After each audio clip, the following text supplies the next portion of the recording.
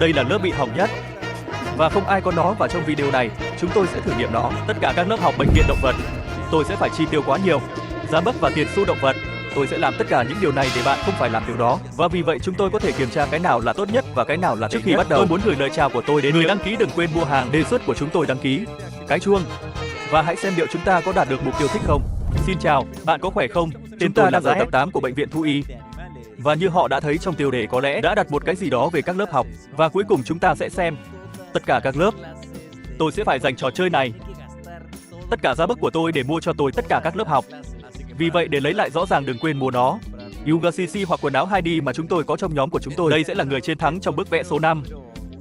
Tôi không biết chúng ta sẽ rút thăm nào, nhưng nó là một phần của nhóm, vì vậy hãy tham gia cùng chúng tôi. Trong sổ số mà chúng tôi làm điều đó mỗi video. Như mọi khi, tôi muốn cảm ơn bạn vì sự hỗ trợ mà bạn nhận được. Phá vỡ nút thích là điên rồ. Tôi hy vọng video này cũng phá vỡ nút thích. Xin chào, tôi là GC của tương lai và tôi đã quên nói một điều, và nó là gần đây. Với chủ đề của các lớp học trên các mạng xã hội như TikTok và đôi khi mặc quần đùi, khá nhiều thứ xuất hiện như cách mở khóa tất cả các lớp. Tôi nghĩ hơi rõ ràng rằng chủ đề này hơi lừa đảo, vì vậy nếu họ được thông báo rằng họ phải vào đến một liên kết hoặc bất cứ điều gì, đừng làm điều đó. Bạn không thể nhận được các lớp học miễn phí một cách rất đơn giản, như họ thường nói rằng anh ấy sẽ yêu cầu bạn một câu đi và bạn phải nói với anh ấy, và khi họ yêu cầu bạn nhập mã, nó luôn luôn là về lừa đảo. Vì vậy, đừng rơi vào những điều đó. Nó cũng rất rõ ràng, vì nhận xét chỉ giới hạn ở những người chỉ đơn giản là bình luận. Nó đã giúp tôi làm điều đó và nó rõ ràng là một lời nói dối. Sao? Đó là một trò lừa đảo. Đừng chú ý đến hãy tiếp tục với video nhé. Hãy bắt đầu bằng cách xem các lớp học. Bây giờ, một sự thật kỳ lạ là tôi chưa bao giờ mua một cái. Không có lớp học nào tốn tiền động vật. Tôi có cái chính, cái nào miễn phí. Tôi sẽ nói rằng tôi sẽ bắt đầu với thực tập sinh, nhưng tôi nghĩ tất cả chúng ta đều biết chơi với thực tập sinh là như thế nào. Tôi nghĩ bạn thực sự bắt đầu, ít nhất là với một chút chữa bệnh ở cấp độ 3.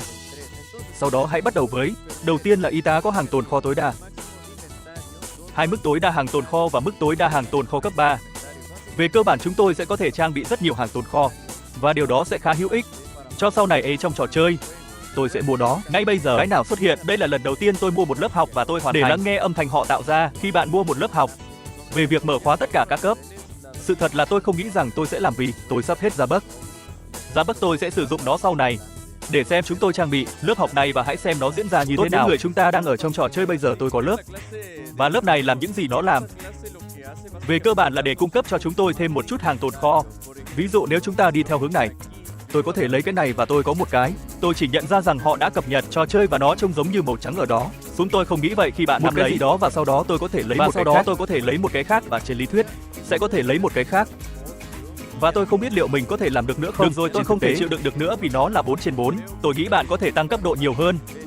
Và bạn có thể trở thành lên đến 5 sao và 7. Tôi nghĩ bạn có thể lấy 7 thứ. Nó là rất nhiều. Bây giờ tôi chỉ có thể lấy 4. Nhưng lớp học làm gì? Về cơ bản là cho phép bạn lấy rất nhiều thứ. Tôi không nghĩ rằng có bất cứ điều gì thú vị hơn về lớp học. Tôi nghĩ đó là tất cả và thế là xong. Tôi không biết phải đặt nó ở cấp độ 3, nhưng đó thực sự là tất cả. Được rồi, chúng tôi đã thử lớp đó rồi và tốt, nó không phải là thú vị, hầu như không có gì. Nếu bạn có lớp học này, tôi không nói nó tệ, nhưng ít nhất là đối với tôi, không hữu ích. Vì tôi cũng không thường mang quá nhiều thứ trong kho của mình. Vì vậy, hãy kiểm tra thư ký ngay bây giờ vào thứ 3 tuần này. 120 đồng xu động vật. Cái này sẽ chữa lành cho bạn. Mỗi khi bạn kiểm tra một bệnh nhân, có thể cung cấp cho bạn tối đa 5, và sau đó lên đến 10 cho mỗi bệnh nhân được khám. Nhưng chúng tôi sẽ kiểm tra nó chỉ với 1, chăm sóc sức khỏe, vì vậy hãy mua anh ta, hãy trang bị nó và xem nó diễn ra như thế nào. Trong thực tế, đúng là tôi đã không nhìn thấy tất cả mọi thứ. Ví dụ, các khía cạnh. Loại tôi chưa thấy cái này, tôi cũng sẽ không mua nó, nếu không nó sẽ rất điên rồ. Tôi cũng chưa thấy cái đó, nhưng cái này là như thế này và bây giờ nó là như thế này. Anh ấy có một làn da mới, đó là làn da này ở đây, bây và là anh ấy là người này từ đây và anh ấy có làn da trước đây của mình. Nhưng về cơ bản là hói. Vì vậy hãy sử dụng cái này ở đây. Thế nào? Xin chào, tôi là Josie của tương lai và tôi quên nói rằng một số lớp học bạn nhận được tiền. Cái này ở đây mang lại cho bạn 20 đô la. Sau đó nếu chúng ta chăm sóc cho một bệnh nhân, với lớp này chúng tôi sẽ giành chiến thắng. Chăm sóc sức khỏe, nhưng nếu chúng tôi có nó ở cấp độ 3, chúng tôi sẽ thắng 10. Ví dụ tôi tham dự cái này ở đây và tôi nên cho mình lên đến 64. Hãy cùng xem nó diễn ra như thế nào. Trong thực tế tôi không biết nếu nó ở đây hoặc tham dự vào nó trong một khác để xem những gì tôi đã cho tôi một cái, đã cho tôi thêm sự chữa lành. Vì vậy nó mang lại cho tôi sự chữa lành. Nhưng điều đó có nghĩa là nếu tôi có nó ở cấp độ 3, bạn có thể cho tôi 10 lần chữa lành nó thật điên rồ. Quá nhiều sẽ có axi vào lúc này 74. Vấn đề là tôi không biết liệu nó có hiệu quả không nếu tôi đóng góp với mức tối thiểu. Ví dụ tôi nhấp vào cái này và cái này nữa. Và bây giờ tôi sẽ để anh ấy giao nó. Bạn không đến nói với tôi không, bạn không nói với tôi sau đó. Nếu bạn là người đang theo dõi mọi người, rất thuận tiện cho bạn khi sử dụng lớp học này, bởi vì nếu bạn không phục vụ bất cứ ai lớp học này, lớp học sẽ không có ích gì cho bạn trên thực tế. Sau đó bạn phải chú ý đến tất cả, hãy sử dụng nó lâu hơn để xem nó thay đổi bao nhiêu. Mặc dù đúng là tôi chỉ có cấp 1 thì nó sẽ không thay đổi nhiều. Và đúng là tôi không thể nắm bắt nhiều hơn về lý thuyết. Sự thật tôi chỉ có thể lấy 4. Tôi nghĩ không, tôi chỉ có thể lấy, vì chúng tôi không còn lớp trước cho phép bạn lấy 4, và nếu bạn có nó ở cấp 5. Cấp 5 ý tôi là cấp 3. Bởi vì bạn có thể mất khoảng 7. Đúng là bây giờ tôi nghĩ về nó. Bây giờ tôi đang thử nghiệm tất cả các lớp học và tôi sẽ ra vào nhiều lần. Tôi sẽ chiến thắng nhanh chóng. 5 đồng xu động vật mọi lúc. Bởi vì tôi sẽ kiểm tra các lớp học và đi ra ngoài. Tôi là rất tốt. Xin chào, tên tôi là Simoki là Wikashi. Tốt, chúng tôi sẽ phục vụ bạn một cách nhanh chóng và nhanh chóng. Tôi muốn sự chữa lành của tôi ở đó. Hãy có nó cho. Có điểm trừ chăm sóc sức khỏe của tôi cộng thêm 1/100 ở đó. Tôi còn một cái nữa, nó rất tốt và bây giờ tôi muốn có nó từ đây. Để xem liệu nó có thực sự cho tôi không. Rất tiếc, tôi luôn quên mất kẻ theo dõi. Kẻ theo dõi lấy đi 10. Và tôi nghĩ thật điên rồ khi nó lấy đi của bạn, hơn là nói về kẻ theo dõi. Tôi không biết nếu họ video trước đó về cơ bản là xem kẻ theo dõi và tôi không muốn hỏng, nhưng sau này kẻ theo dõi sẽ đến thăm chúng ta. Vì vậy bạn có thể xem video đó nếu bạn muốn xem video đó. Trứng phục sinh rất tò mò, được rồi, chúng ta hãy tham dự. Bệnh nhân, vì tôi muốn xem nếu thực sự nếu tôi tham dự nó sẽ cho tôi sự chữa lành. Nếu lớp học cho tôi sức khỏe, tôi xác nhận nó rất tốt. Bởi vì cấp độ 3 cần được xem xét, mang lại cho bạn nhiều sự chữa lành cho từng bệnh nhân, nhưng tôi không biết liệu mắt khô có được đăng ký hay không. Hãy xem nếu họ đã không đến, để cởi nó ra, chúng tôi sẽ cho anh ta đôi mắt để xem nếu họ không mang nó đi.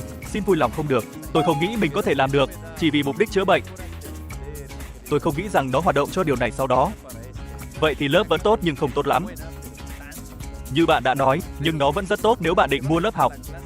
Bạn có thể mang nó theo, mà không cần suy nghĩ nhiều. Chúng tôi đã thử lớp học và đề xuất. Tốt và xấu, những điều tốt có rất nhiều hồi phục. Nhưng tệ, tôi sẽ nói rằng nó không cung cấp cho bạn chăm sóc sức khỏe khi bạn chăm sóc chúng từ đây. Vì vậy nó chỉ có một điểm tiêu cực nhưng nó vẫn. Điều này thật tuyệt, vì từ cấp độ 3, bạn sẽ được cấp là sức khỏe cho từng bệnh nhân. Tham dự là điên rồ trong thực tế, bạn có thể ví dụ nhìn vào, nhìn xem anh ấy sẽ giao tờ báo này từ đây tốt. Sẽ không cung cấp nó, tôi sẽ và cho tôi một sức khỏe. Tôi biết rằng cấp 1 là rất thấp, nhưng hãy lên cấp vì nó hoàn toàn xứng đáng. Lớp này. Được rồi, bây giờ chúng ta hãy xem người tiếp theo sẽ là nhân viên y tế. Đây là một khởi đầu rất tốn kém. Tốt, không đắt như vậy. Vì chúng ta biết rằng tiền xu động vật là một nửa. Dễ dàng cũng không dễ dàng, nhưng họ chấp nhận được để đạt được điều này theo thời gian. Không giống như tôi biết 9/19 đêm mà kim cương rất khó để có được. Ở đây chúng tôi nhận được nó rất dễ dàng. Trong mọi trường hợp, bạn bắt đầu với ship ít cầu lương cung cấp cho bạn 6 công dụng Ở cấp độ 2 sẽ có 9 cách sử dụng. Ở cấp độ 3, bạn sẽ bắt đầu với một công dụng 9 và một sẽ tái tạo cho mỗi vòng. Tôi nghĩ nó hoàn toàn ổn vì về cơ bản bạn có tốc độ cái này ở đây nhanh. Chúng tôi sẽ mua nó và chúng tôi sẽ trang bị nó để xem bao nhiêu chúng ta có thể sử dụng nó hay nó tệ như thế nào. Được rồi, chúng tôi đã chơi trò chơi và chúng tôi bắt đầu có. Đồ uống này ở đây có 6. Sử dụng những gì về cơ bản sẽ là nó có thể đi rất nhanh. Tôi sẽ lấy một cái trong một lúc để xem nó diễn ra như thế nào. Sự khác biệt. Thấy sự khác biệt, nó thực sự xuất hiện. Một hiệu ứng thực tế. Và tôi cũng đi nhanh hơn một chút. Tôi có thể sử dụng nó 2 phút sau. Nhưng tôi có 2 phút. Tốc độ hay ý bạn là gì trong 2 phút? Tôi thực sự giới thiệu lớp học này khi nó xe cứu thương, nghĩa là nếu bạn là người lái xe cứu thương quá nhiều, bởi vì điều này ở đây chiếm rất nhiều không gian để đi, để phục vụ mọi người, hoặc nếu bạn muốn làm mờ trò chơi. Tốt, rõ ràng là bạn có thể trang bị cái này ở đây. Mặc dù đúng là các NPC mất nhiều thời gian để đi bộ, vì vậy nó không tốt cho bạn. Nhưng tôi khuyên bạn nên nó rất nhiều cho xe cứu thương, bởi vì nếu họ không biết họ đang nói về cứu thương về cơ bản khá. Bệnh nhân bạn phải chăm sóc. Và họ cũng có một kế toán rằng bạn phải tham dự với họ trong những gì tôi biết trong 1 phút, bởi vì nếu họ không di chuyển, sau đó tôi không thể sử dụng nó một lần nữa cho đến khi tôi một cái nhìn phút khác. Tôi không biết họ có biết không, nhưng họ có những bây giờ các NPC ngoài kia nhân tiện trong tất cả các trò chơi tôi đã chơi. Vì một số lý do không có NPC bên ngoài, tôi không biết liệu trò chơi của tôi có bị nghe trộm hay không, nhưng họ chỉ xuất hiện NPC trong trò chơi của tôi và họ đã đưa các cuộc đối thoại vào đó. Tôi tiếp tục đi nhanh, trong thực tế nó đã kết thúc khoảng gần 1 phút rưỡi. Sau đó nó sẽ duy trì tất cả tốc độ cho đến khi họ vượt qua. 2 phút sau đó nó rất tốt. Bởi vì bạn cũng có tốc độ trong 2 phút. Nó rất nhiều tốc độ 2 phút. Cũng để tăng bạn tôi không biết. 1,25% tôi không biết tốc độ thực sự tăng bao nhiêu bạn. Nhưng nó quá tốt. Vì vậy tôi giới thiệu nó nếu bạn muốn đi rất nhanh. cứ sau 2 phút. Trên thực tế, 12 phút là do bạn sử dụng nó rất thường xuyên, có 6 công dụng. Thì rõ ràng là bạn có 12 phút tốc độ. Bạn có thể có một chút, như này, tốc độ đã kết thúc trên thực tế, nhưng rõ ràng ở cấp độ 3, tôi nghĩ nếu tôi không sai, bạn có nó cho 9, bạn thực sự có thể có nó trong 18 phút. Hoạt động rất nhanh trong 18 phút là rất nhiều. Được rồi, chúng ta đã hoàn thành lượt 1. Với cách hát hơi nhanh hơn một chút. Và nghĩ về nó, trên thực tế, lớp học quá tốt nếu bạn nghĩ về nó cho cấp 3. Kể từ khi ở cấp độ 3, điều này ở đây sẽ trở thành vô tận. Đối với mỗi vòng, bạn sẽ nhận thêm một hạn đợi tốc độ. Vậy nếu đến lượt bạn, xe cấp cứu và bạn đã hết xin ít cầu là, rõ ràng bạn sẽ nhận được một cái để bạn sử dụng khi xe cấp cứu xuất hiện. Vì vậy, tôi đề nghị lớp học này 100%, nhưng giá của nó 250. Nghĩ về nó một chút. Nhưng tôi rất khuyên bạn nên nó, bởi vì nó cung cấp cho bạn đủ tốc độ, đủ tốt, khá không nhiều nhưng nó cung cấp cho bạn tốc độ nhanh hơn. Được rồi, bây giờ chúng ta hãy đi đến lớp học tiếp theo. Ai sẽ là nhà tâm lý học thứ 500? Tiền xu này đã hỏi bạn. Rất nhiều tiền. Tất cả các hiệu ứng sanity gấp đôi. Tiêu cực và tích cực. Ở cấp độ 2 giống nhau.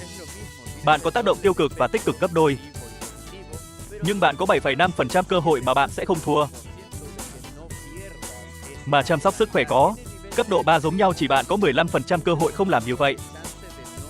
Chịu thiệt hại. Vì vậy chúng ta hãy đi mua nó ngay cả khi nó đau. Hãy mua từ anh ấy và thử lớp học. Được rồi, chúng ta bắt đầu trò chơi và về cơ bản chúng ta có nhà tâm lý học. Nếu chúng ta thua nhiều gấp đôi và nếu chúng ta thắng, chúng tôi đã thắng gấp đôi. Ý tôi là chăm sóc sức khỏe, rõ ràng là chúng tôi sẽ không nhận được nhân đôi số tiền. Bây giờ không có cách nào để nhận. Cô đu đợi nếu tôi mất cô đu một cách tự nhiên.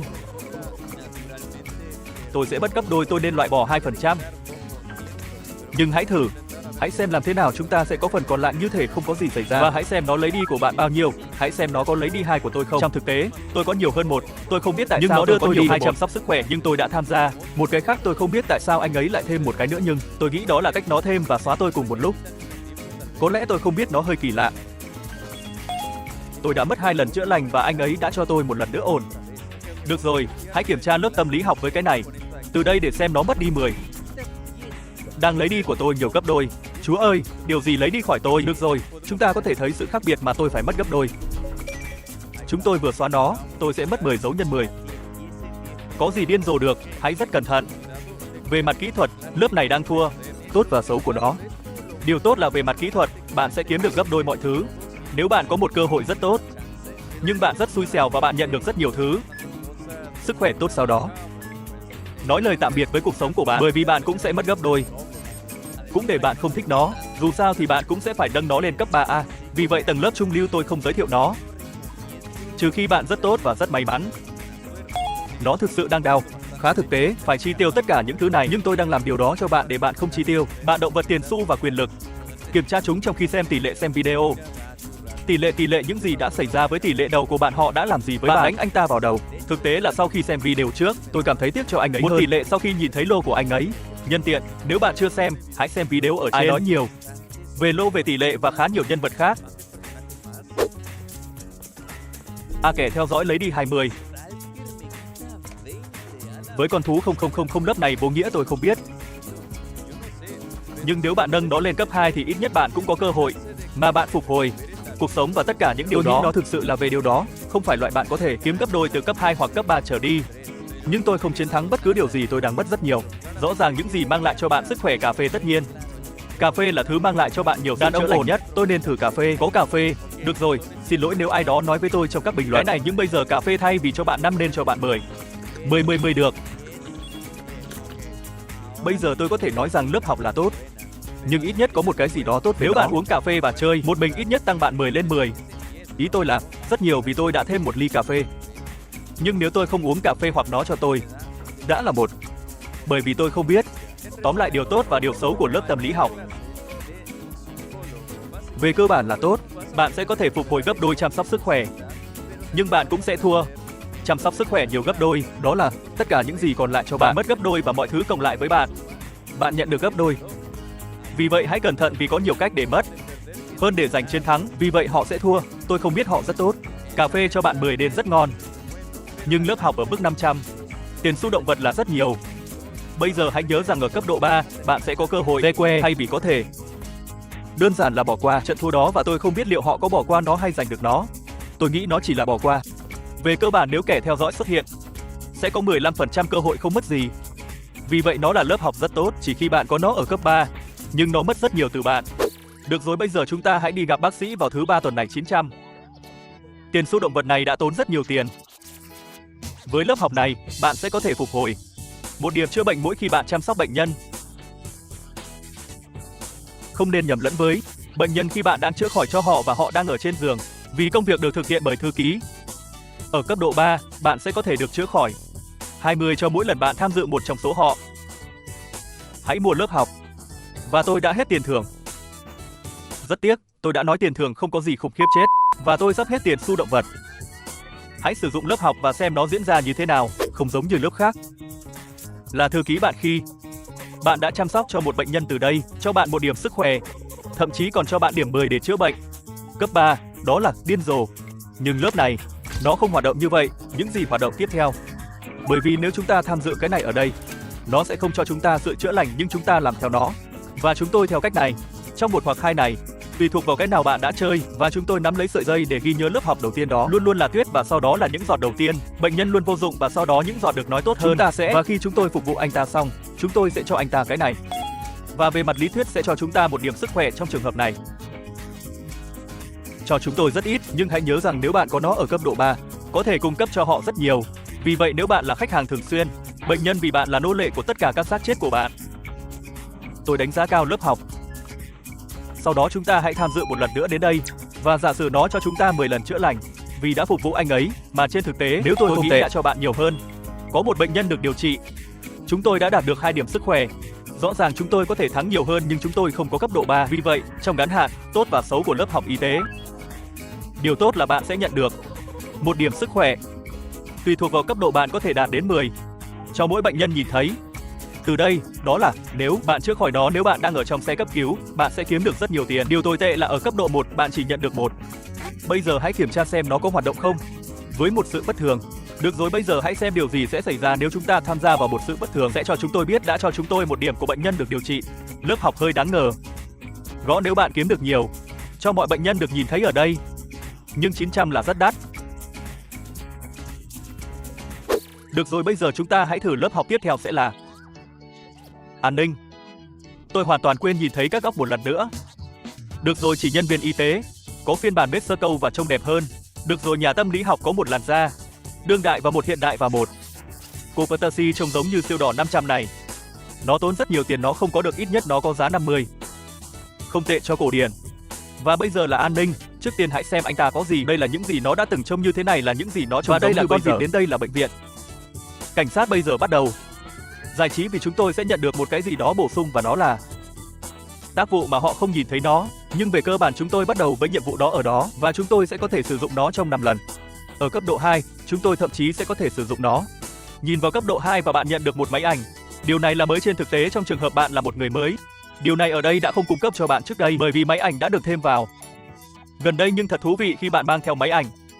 Và nó sẽ có thể tái tạo theo lô tác vụ nên nó rất tốt. Hãy mua lớp học. Đúng là tôi không có. Tiền xu động vật sẽ bắt đầu chi tiêu. Chúng tôi đi đến cửa hàng và đi mua sẵn.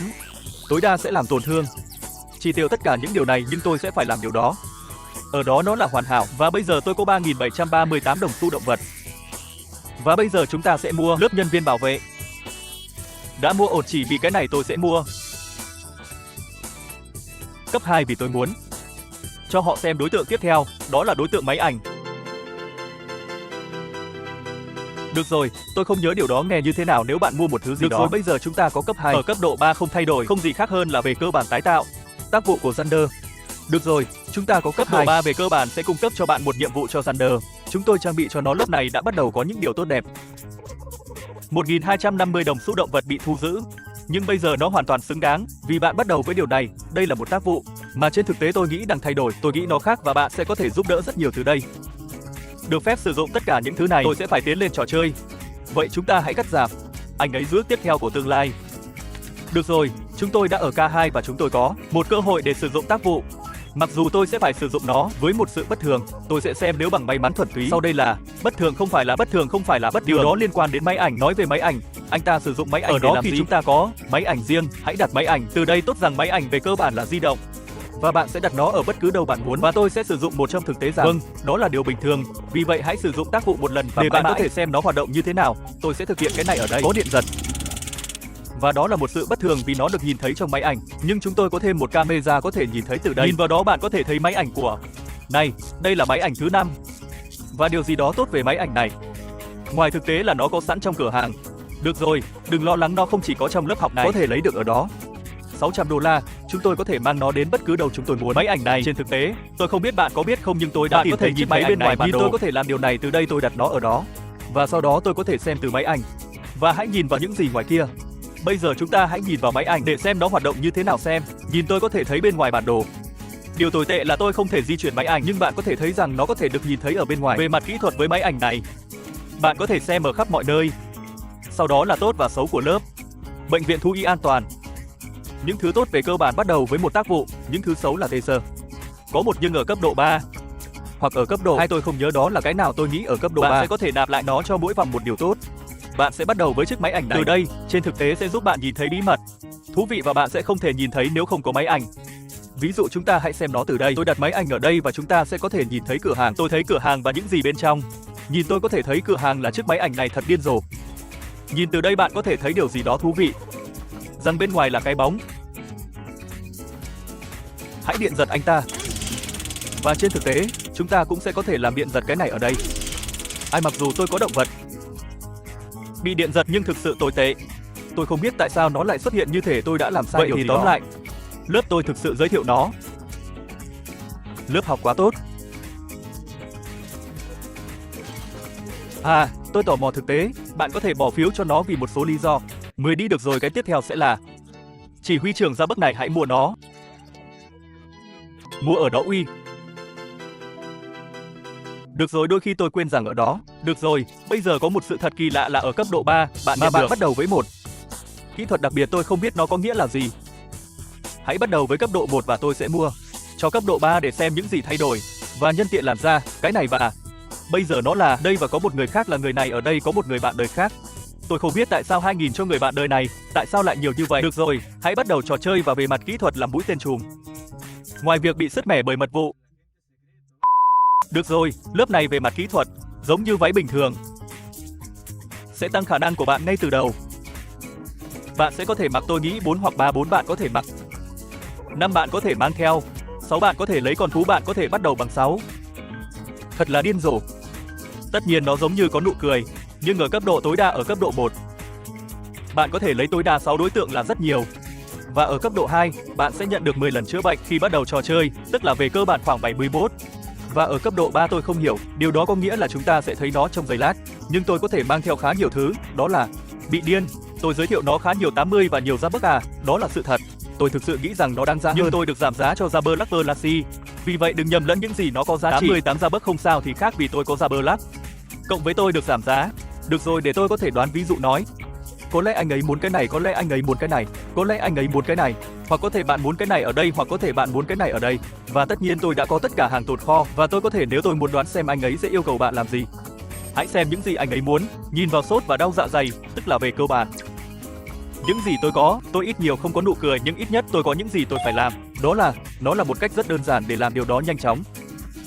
Nếu bạn muốn đoán, mặc dù nó không phù hợp với bạn để đoán quá nhiều. Bạn hiểu tôi, phải không? Vì vậy, nếu bạn muốn đoán nhiều thứ thì bạn có thể phục vụ lớp học, cũng phù hợp với bạn nếu bạn có bình chữa cháy.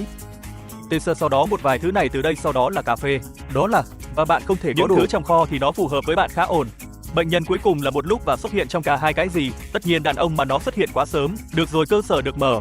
Đây và một cái gì đó tôi muốn giới thiệu với lớp học này là khi họ đang sử dụng cái này ở đây. Nghĩa là nếu họ muốn, tôi biết là có thể sử dụng 3 trong số này và sau đó 3 trong số này. Và vì vậy nếu họ ở đây một, cho thấy rằng họ đã có mọi thứ trong tay và nó sẽ chỉ phải là focus ít nhiều. 3 người này ở đây vì phần còn lại đã nằm trong tay họ. Vì vậy tôi ít nhiều giới thiệu lớp học này cho điều này ở đây. Được rồi, bây giờ tôi sẽ phải chi tiêu ra bớt vì tôi muốn biết cấp độ thứ 3 là gì. Tôi không nghĩ rằng tôi sẽ nhận được đủ trong thực tế. Chúng tôi đã có nó ở cấp 3. Bây giờ hãy biết kỹ thuật đặc biệt là gì, tôi không thấy bất kỳ sự khác biệt. Đúng là tôi đã có thêm 10 năm chăm sóc sức khỏe vì tôi có cấp độ 2 nhưng tôi không biết kỹ thuật cải tiến là gì. Được rồi, tôi nghĩ tôi hiểu điều đó có nghĩa là gì. Đây là kỹ thuật đặc biệt và về cơ bản chúng ta phải tham dự một trong những ví dụ này. Và chúng tôi cũng làm điều này ở đây. Khi nói đến việc đặt cái này ở đây, sẽ yêu cầu chúng tôi cho toàn bộ danh sách này và mọi thứ chúng tôi có trong kho của mình sẽ được đưa vào tự động. Vì vậy hãy nhìn vào cái này, thay vì cho nó một dấu nhân một nó sẽ đặt mọi thứ ở đó. Bao gồm tất cả hàng tồn kho của một. Đó là những gì cấp 3 về cơ bản làm, vì vậy rất khuyến khích lớp học này. Hãy nhớ rằng một số cải tiến có thể đạt được trong cửa hàng và cải tiến đó có thể được thực hiện ngay tại đây. Tôi không biết nếu tôi hiểu, bởi cơ hội thuần túy không, nó không xuất hiện bởi cơ hội thuần túy. Sau đó là tốt và xấu của lớp thể dục. Ông chủ về cơ bản là tốt. Bạn có thể bắt đầu với tối đa hoặc 2, tức là bạn có thể bắt đầu với nhiều hơn 6 ở cấp độ 2, bạn có thêm 10 cho chăm sóc sức khỏe và ở cấp độ 3, bạn phải có khả năng cho một bệnh nhân mọi thứ bạn có trong kho. Một cái gì đó xấu là tốt để quên, giá bức và tôi nghĩ rằng hầu như không có gì sai với điều đó. Thực sự là một lớp học rất tốt vì vậy, tôi rất khuyên bạn nên nó. Được rồi, lớp tiếp theo và đó sẽ là bác sĩ phẫu thuật. Cái này trị giá 2.500 là đắt nhất trong số tất cả các lớp. Tôi không biết tại sao nó lại đắt như vậy. Tôi hy vọng họ đến với bạn với một chiếc Phaji ở cấp độ 1 mà bạn có sự tỉnh táo và tăng tốc độ ngắn sau khi chữa khỏi bệnh nhân. Ở cấp độ 2, bạn có cùng một thứ nhưng nó kéo dài 8 giây. Cấp độ 3 có zoom cho 2 về sức khỏe và thời lượng. Tốc độ 8 giây sau khi chăm sóc bệnh nhân. Và tôi nghĩ 10 phần thưởng sức khỏe là đủ. Ở cấp 1, vì vậy hãy mua nó sẽ tiêu tốn của tôi rất nhiều. Ở đây thật tuyệt vời, tôi nghèo và tôi không còn gì cả. Bây giờ chúng ta hãy xem những gì da cổ điển có anh nhìn. Nó đã được nhìn thấy trước đây và bây giờ nó trông như thế này. Tại sao nó trông như vậy? Tôi không biết tại sao nó trông như vậy. Được rồi, tôi sẽ mua cấp 2 để chú ý một chút sự khác biệt. Vì vậy tôi sẽ dành một vài giá bấc. Tôi yêu âm nhạc trên thực tế. Tôi cũng sẽ sửa cấp độ 3 vì chúng ta đang nói về của một lớp học rất tuyệt. Có lớp học đến mức tối đa. Bây giờ chúng ta sẽ có gấp đôi và sự gia tăng tốc độ trong 8 giây sau khi chữa khỏi bệnh nhân. Và chúng tôi có 10 sự tỉnh táo ban đầu. Hãy xem bác sĩ phẫu thuật là người đắt nhất như thế nào. Vậy hãy xem chúng ta bắt đầu ổn như thế nào. Chúng tôi có 71 dịch vụ chăm sóc sức khỏe vì chúng tôi bắt đầu với hơn 10. Sau đó nếu chúng ta chăm sóc cho một bệnh nhân, chúng ta nên có một tốc độ bổ sung và cũng một chút. Tôi nghĩ chúng ta sẽ tham dự buổi lễ này. Tôi không biết nó có thực sự không. Tôi đoán tôi không cần phải tham dự vào cái này ở đây. Hiểu rằng nó đang chữa lành một. Vậy hãy xem nó phải ổn như thế nào. Vậy hãy xem bao nhiêu. Tăng tốc độ. Và điều đó làm chúng ta tăng lên rất nhiều từ mọi thứ. Đúng là chúng tôi có tiền. Tôi cũng chưa thấy tiền.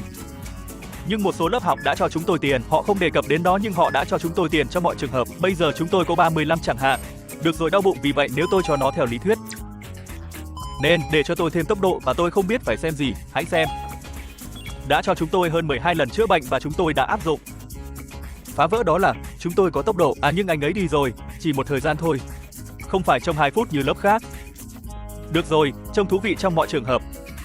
Nó ít nhiều trong trường hợp bạn muốn nhanh lên một chút. Được rồi, hãy thử lại, hãy đưa cái này cho bạn từ đây. Và bây giờ tôi nên có một tốc độ và sự chữa lành khác. Tôi có thời gian để đi nơi khác và chăm sóc người khác. Tất nhiên lớp bác sĩ phẫu thuật tôi rất khuyên bạn nên nó.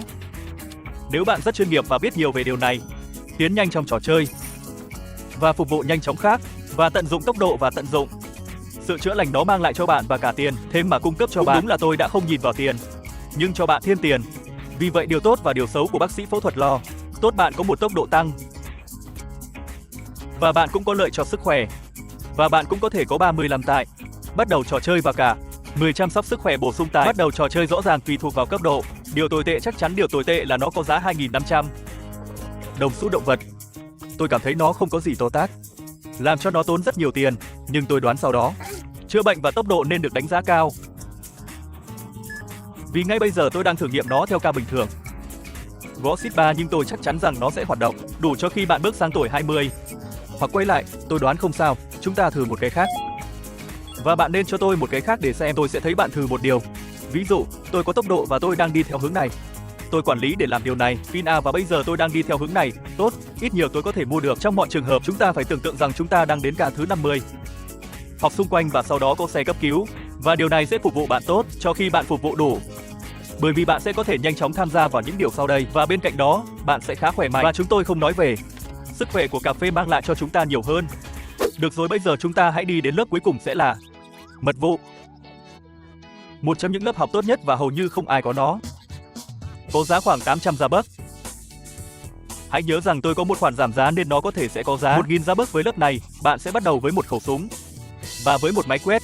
Máy quét này trong trường hợp bạn là người mới lên cấp 1 mà bạn sẽ bắt đầu với một khẩu súng 20 công dụng với một máy quét và bạn sẽ có một dấu cộng 2. Không gian tồn kho tôi không biết rằng bạn có nhiều hơn 2. Không gian tồn kho ở cấp độ 2, bây giờ bạn sẽ có 24 lần sử dụng và tái tạo cho mỗi vòng. Ở cấp độ 3, mỗi khi bạn loại bỏ sự bất thường bằng súng, bạn sẽ có 4 lần chăm sóc sức khỏe và 5 tiền. Tôi đã không nhận thấy rằng những gì. Tôi không biết khi nào họ thêm điều đó nhưng tôi vừa phát hiện ra, ngay bây giờ lớp mật vụ đã tan rã. Tôi không biết nếu điều này đã được thay đổi. Cảm ơn trời đất, tôi đã mất một lúc để làm video vì tôi nghi ngờ một chút rằng họ sẽ nấp hoặc thay đổi lớp học. Nhưng bạn có thể để lại cho tôi trong phần nếu điều này đã có trước đây. Được rồi, chúng tôi đã trang bị lớp tốt nhất. Và không nghi ngờ gì nữa, lớp học yêu thích của tôi. Hãy nhìn vào những khía cạnh mà nó có. Đây là những gì nó đã từng trông như thế nào. Nó trông hơi kỳ lạ trong thực tế. Tôi thích cái mới này hơn. Nhưng rõ ràng là tôi cũng thích nó. Cái này ở đây là đài phát thanh và có giá 2.000. Vâng, tôi đã có 2.000 nhưng tôi đã tiêu nó cho bạn. Vì tôi muốn làm một hướng dẫn về cách mỗi lớp học hoạt động đối với bạn. Tôi không mua lớp radio và tôi không có ý xấu. Tôi nói điều đó theo một cách tốt. Tôi đã làm nó cho bạn. Vậy chúng ta hãy thử lớp học. Cái này ở đây và bạn sẽ thấy rằng lớp học này rất tốt.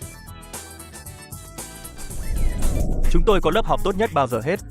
Chúng tôi bắt đầu với một khẩu súng. Và chúng ta có thể làm gì với vũ khí này? Về cơ bản chúng ta có thể bắn bất cứ ai ở đây, chẳng hạn tôi không biết một mánh khóe. Với lớp học này, tôi nghĩ rằng hầu hết các thủ thuật tôi đã dạy họ là với lớp học này, vì vậy nếu bạn mua nó, bạn sẽ thấy khá nhiều mánh khóe trong tôi. Như vậy với lớp học này, một mẹo mà tôi nói là giết những thứ này theo đúng nghĩa đen. Từ đây kể từ đầu. Đôi khi bệnh nhân xuất hiện mà tôi không giới thiệu, vứt chúng đi được rồi, tôi khuyên bạn nên để chúng lại là bệnh nhân vì theo cách này bạn sẽ kiếm được tiền sưu động vật bổ sung và bổ sung cũng như. Vì vậy một mẹo hay mà nó có lớp này với vũ khí này là tôi không nghĩ rằng nó hoạt động với nhân viên bảo vệ đến với bạn với một nhiệm vụ. Bởi vì những gì xảy ra với điều đó là họ chạy trốn, nhưng điều này làm là tạo ra chúng. Và bạn cũng sẽ ghi nhớ điều này từ đây nhé. Thuốc này là băng. Và bộ sơ cứu. Anh ấy sẽ luôn hỏi bạn điều này khi họ ở đó. Đó là hoàn hảo và anh ấy đã nói với bạn một người tham dự như một người phụ. Bạn biết rằng khi chúng ta đến lượt 1, bạn sẽ luôn đạt được những gì bạn mong đợi. 5 đồng xu động vật. Và tôi không nhớ có bao nhiêu đô la nhưng về cơ bản bạn nhận được nó. Một số tiền tối thiểu nhưng với thủ thuật này bạn sẽ kiếm được thêm tiền. Vì vậy khẩu súng này thực sự có màu đỏ đỏ. Sự thật tò mò, trước đây tôi từng đưa cho bạn 30 viên đạn, bây giờ bạn chỉ nhận được 24 viên đạn bởi vì tốt. Bị giảm sức mạnh, nhưng tại sao họ lại giảm sức mạnh? Vì họ đã cho bạn mà máy quét này sẽ nhìn thấy trong một thời gian ngắn. Vì vậy bây giờ chúng tôi sẽ tiếp tục làm mẹo là tham dự vào một ở đây, chính cái này. Trên thực tế, hãy nhớ rằng nếu chúng ta loại bỏ thường sẽ cung cấp cho chúng tôi 4 cho chăm sóc sức khỏe và 5. Đó là rất nhiều lớp bị hỏng nhất trong tất cả.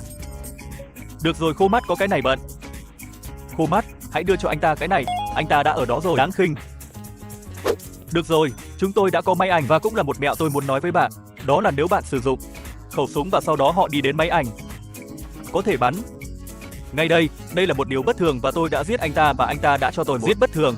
Và tôi nghĩ anh ấy đã cho tôi tiền kỹ nhưng về lý thuyết nó đã cho tôi tiền. Cũng nhớ rằng với lớp học này, bắt đầu với 50 hoặc rất nhiều. Và tốt, một trong những thủ thuật luôn tôi là khi anh ta được chăm sóc, họ có thể giết anh ta muốn và sau đó chỉ cần ném nó vào thùng rác. Vậy hãy ném nó xuống cổ họng để làm cho quá trình nhanh hơn, họ sẽ không được cung cấp thêm bất cứ thứ gì. Nhưng bé ngã rẽ còn hơn thế nữa và tôi có 180 về lý thuyết nên có. Tổng cộng tôi đã kiếm được bao nhiêu? Hãy xem 243 với lớp này. Bạn kiếm được rất nhiều và bây giờ chúng tôi sẽ kiểm tra máy quét để xem liệu nó có cho phép tôi sử dụng tốt hay không. Ví dụ như cái này ở đây không được biết. Nếu nó bất thường, hãy quét nó. Nhìn nó không phải là một sự bất thường hoàn hảo sau đó. Chúng tôi có thể giúp bạn yên tâm và về cơ bản sau đó chúng tôi sẽ có thể sử dụng nó 2 phút một lần. Là điều xấu duy nhất về. Nhưng máy quét này có thể được mua trong cửa hàng ở đây. Tôi không nhớ giá, có lẽ nó giống như 200. Hoặc có thể là 300, tôi không nhớ, nhưng bạn có thể sử dụng nó chỉ một lần nên tôi muốn nói rằng nó có giá 100 đô la, nhưng lớp học đến với bạn vĩnh viễn. Nhưng trong 2 phút cho mỗi lần sử dụng, hãy nhìn vào, hãy sử dụng nó với cái này. Do đó chúng ta đã biết đó là sự bất thường. Nó đây rồi, nó trông hơi đỏ và rõ ràng là nó là một dị thường. Cái tốt và cái xấu của lớp mật vụ. Cái tốt bắt đầu với 2 điều này. Vũ khí với 24 viên đạn về mặt kỹ thuật là vô hạn cho mỗi viên đạn. Vì bạn nhận được một viên đạn quang Xander, hay đúng hơn, nó được sạc lại 2 phút một lần nếu nó vô hạn. Bạn có thể bắn dị thường và tôi thực sự giới thiệu lớp học này, ok? Giá bấc là điều tồi tệ nên tôi sẽ không nói. Điều đó có những điều tồi tệ như vậy bởi vì bạn thực sự bắt đầu với nhiều hơn tôi nghĩ. Chăm sóc sức khỏe bạn bắt đầu bằng tiền. Bạn thậm chí có thể có tiền cho mỗi điểm bất thường. Bị giết, tức là anh ta cũng rất đỏ. Nhân tiện nếu bạn sử dụng máy quét và không có ai ở đó, được mặc vào. Vì vậy đừng lo lắng nếu bạn sử dụng nó trên sóng. Tốt giặt Âu thì lớp học yêu thích của bạn là Mật vụ 1. Tại sao bạn thích lớp học đó? Bởi vì có một làn da của tôi. Vâng, đúng là có giá 2.000 xu động vật. Nhưng tôi sẽ sớm nhận được nó. Tôi cần hỏi bạn một câu hỏi, bạn muốn hỏi tôi điều gì? Bạn đã thử lớp học bí mật? Nó là gì về những gì bạn đang nói về? Tôi không thể nói với bạn nhưng tại sao bạn lại đề cập đến nó với tôi? Điểm ổn có vẻ như có một lớp học bí mật, nhưng tôi không biết làm thế nào để làm điều đó. Bạn không muốn nói với tôi là bạn đang ghi âm tôi và tôi không thể nói với bạn. Tốt, nó có một chút logic. Tốt, tôi không ghi lại phần này và cho tôi biết lớp bí mật Gia Thu đang nói về cái gì. Hãy tìm hiểu trong bản cập nhật tiếp theo. Bệnh viện Thú Y